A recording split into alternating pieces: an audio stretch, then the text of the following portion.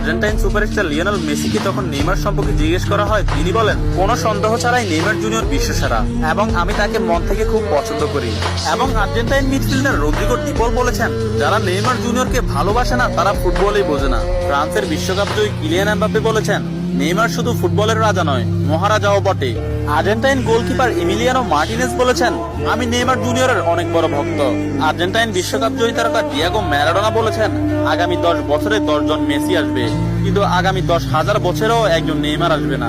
Poland ও Barcelona striker Robert Lewandowski বলেছেন, নেইমারের মতো ফুটবলার জন্ম নিতে হলে আপনাকে 100 বছর অপেক্ষা করতে হবে। তাছাড়া ইংল্যান্ডের প্রিন্স ডেভিড বেকহাম বলেছেন, আজ পর্যন্ত এমন কোন ফুটবলার আমি দেখিনি যার ভেতর নেইমারের মতো ফুটবল আইকিউ আছে, এবং ফুটবলের ক্ষেত্রে কেউই নেইমারের লেভেলের নয়, সে দুর্দান্ত। এবং আর্জেন্টাইন বিশ্বকাপ জয়ী তারকা অ্যানহেল ডি মারিয়া বলেছেন, নেইমারের সাথে যে কোনো প্লেয়ারের তুলনা করা অপরাধ। ফ্রান্সের বিশ্বকাপ জয়ী তারকা কারিম বেনজেমা